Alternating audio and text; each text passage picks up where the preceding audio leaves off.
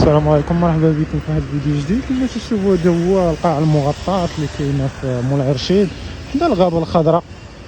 راه تقريبا كمل الاشغال ديالها، ولكن باقا ما تفتحاش. هي وصلت الاواخر ديال يعني التجهيزات ديالها. شوف تبارك الله زوينه، ولكن شوف من الداخل كيف داير. هنا هذه مجموعة 6 شي كيصرعوها الصراحة. الباب ناضية، يعني قاعة مغطاة عند الغابة الخضراء بالضبط، ولكن باقا فيها الأشغال، باقي فيها الأشغال بزاف.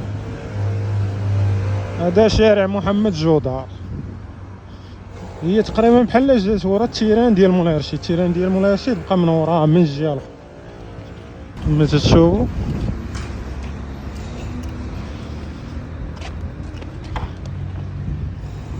تبارك الله، راه الصراحة راه المساحة ديالها كبيرة.